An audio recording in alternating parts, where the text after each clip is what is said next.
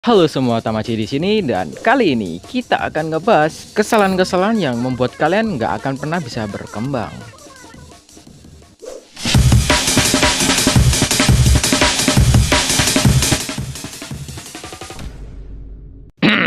Sebagai orang yang udah nekunin dunia pergambaran selama 5 tahun, gue pun menganalisis diri gue sendiri. Mulai dari kesalahan minor sampai ke fatal banget. Kayak contohnya loncat fundamental, gak belajar anatomi, dan terlalu fokus ke shading. Lah, sensei, itu kan udah sensei jelasin kesalahan-kesalahannya. Yap, tapi yang akan gue bahas di video ini itu berbeda dari video yang lainnya. Gue akan bahas yang gak dibahas sama orang lain. Jadi, langsung saja ke kesalahan yang pertama. Kesalahan yang pertama adalah malas. Jujur, ilustrator pemula yang cuma mau enaknya aja itu salah banget cuy. Kayak ayolah, tutorial gambar di internet itu udah banyak, tahu nggak? Kalian nih kalau ngetik tutor gambar di YouTube, itu full anjir. Banyak coy yang tutor gambar hidung, mata, coloring, fundamental, line art, sketch, sampai render tuh ada cuy. Dari yang channel orang luar kayak Draw Like a Sir atau channel Indo kayak Riana Terbalik dan Mibam Bakso. Tinggal milih aja gitu maunya kayak gimana dan kenapa masih males gitu loh. PDP aja butuh 100 hari buat bisa gambar sepenuhnya. Lah ini nggak bertiga udah ngeluh. Kesalahan yang kedua adalah merasa sudah cukup. Pemula yang ngerasa gambarnya udah lumayan bagus dan ngerasa cukup dengan hasil gambar tersebut itu fatal asli. Sifat kayak gini tuh harusnya dihilangin, tahu nggak? Karena sejatinya karya seni itu harus meningkat seiring berjalannya waktu dan nggak boleh cuma stuck di situ-situ aja. Kayak yang aku bilang tadi, PUDP aja butuh 100 hari untuk bisa gambar sepenuhnya loh. Kesalahan yang ketiga adalah tidak belajar fundamental. Oke, gue tahu beberapa dari kalian itu malas banget kalau disuruh belajar anatomi. Maunya langsung gambar bagus, shading keren, render, dan lain-lain. Jujur, gue juga gitu. Ini apaan aja? Gambar kok cuma garis-garis kotak persegi loh. What the fuck? Yo, kok bisa jadi sebagus ini anjing?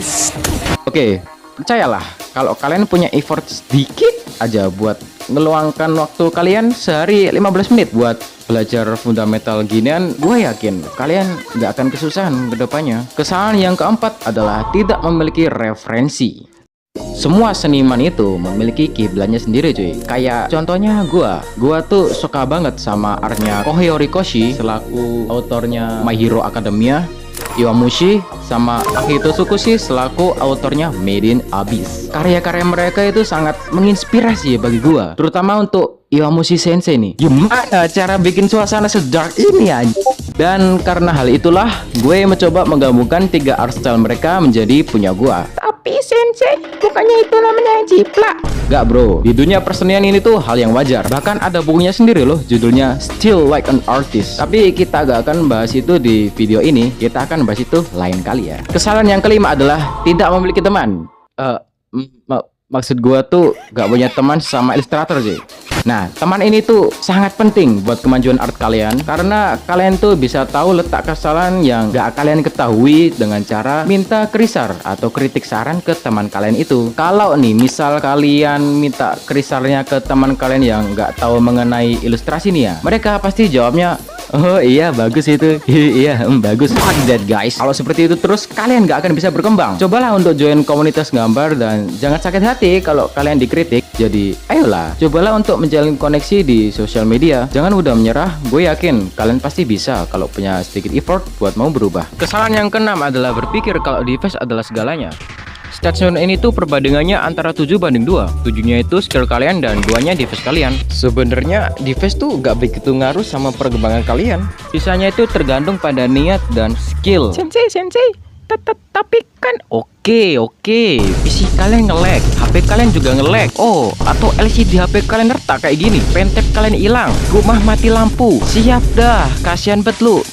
Menggambar tuh ada banyak banget metodenya. Kayak yang biasa gue lakuin ini namanya digital art, dan ada lagi yang namanya traditional art, yaitu lu lihat sekeliling ada kertas dan pensil lalu mulailah gambar. Gua tuh heran sama orang yang ngeluh sama device. Lu lihat gue nih tipikal orang yang kalau lagi jam istirahat di sekolah tuh gue pakai buat latihan di kertas. Di saat teman-teman gue yang lain pada main FF, gue lagi duduk dan sibuk latihan. Bayangin, jam istirahat gue habis cuma dipakai buat ginian. Apa ini, cok? Balik ke kelas 5 SD, gue dulu pakai HP ini buat gambar beginian. Ini nih penampakan HP-nya. Udah matot, cok.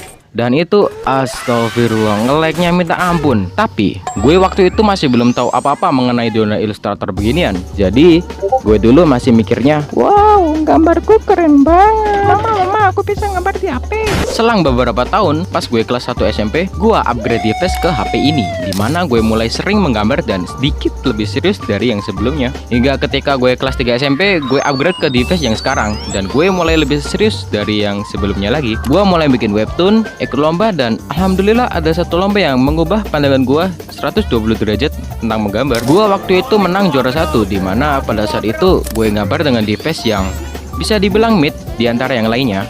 Dimana aku tengok tuh sainganku rata-rata gambarnya di PC, sementara gua gambar di HP, cok. Lu bayangin dah, dari cerita gue di atas, kalian pasti bisa nyimpulin kan? Intinya, kalau kalian ada niat untuk berubah, kalian pasti bisa berubah. Oke, segini aja penjelasannya untuk hari ini. Sampai jumpa di video berikutnya dan stay tune.